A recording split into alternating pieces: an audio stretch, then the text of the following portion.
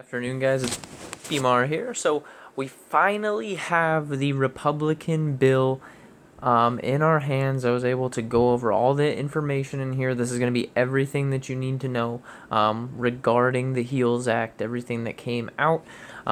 So it is called the HEALS Act, like I just said. That stands for the Healthcare Economical Assistance Liability Protection in Schools. So just to kind of give you an idea of what exactly they're focusing in on this bill. So biggest thing and probably what you guys are most interested in here, stimulus checks were confirmed. They are in the bill. $1,200 to the same recipients as last time. So if you got a stimulus check with the HEROES Act on the last bill, you will also receive the stimulus check on this bill. So that's $1,200 for non-married. If you're just a solo, that's $2,400 if you're married for the couple. So that's really good news. It's going to be the same as last time.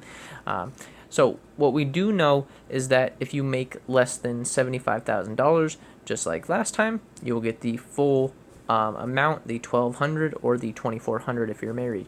You'll get the full amount on there.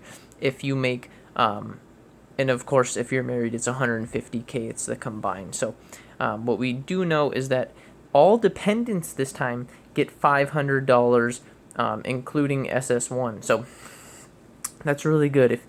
If you didn't get it last time, if your dependents didn't get $500 last time, all dependents this time will receive $500. Unfortunately, there was no mention of retroactive pay in this bill, so meaning that if you are an independent, you will get it this time, the $500, but that does not mean that you get it retroactive to the last bill. You will not receive $500 for each, unfortunately.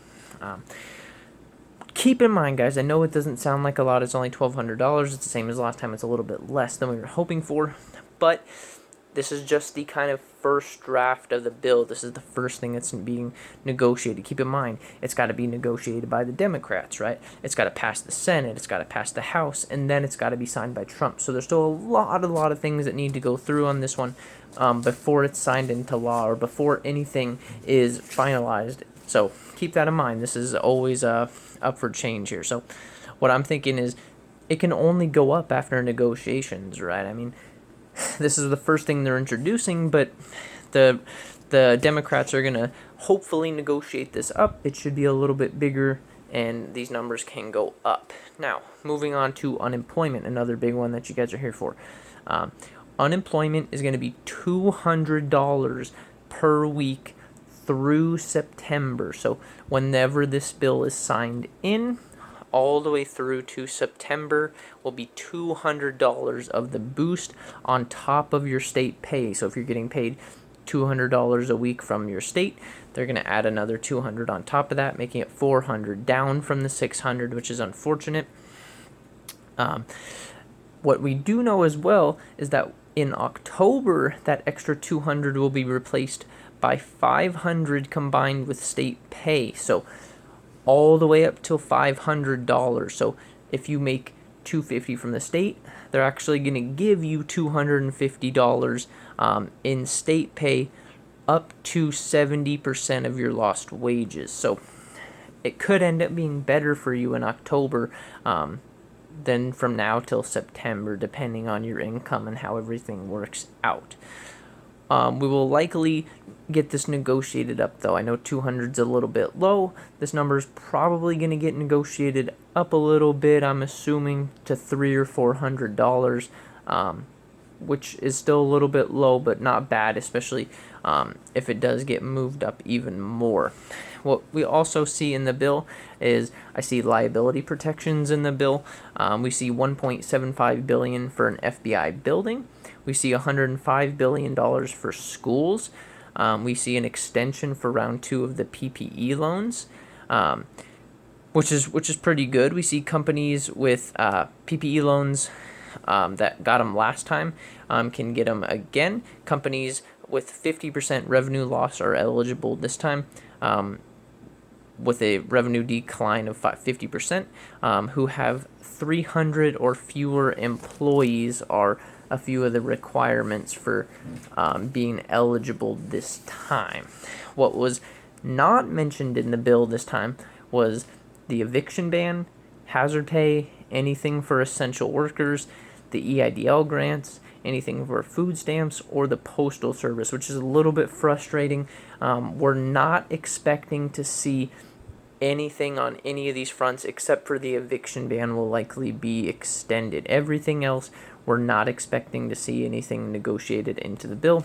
Not saying that it won't be, we're just not expecting it. I don't foresee that being introduced into the bill. To touch base on the stimulus checks just a little bit more, you will not get a stimulus check if you are behind on child support. You will still get the money, but it'll go towards that child support. You will not get the $1,200 check into your bank account. People in prison are not eligible for the check. If someone passed away before January 1st of 2020, they are also not eligible for the check.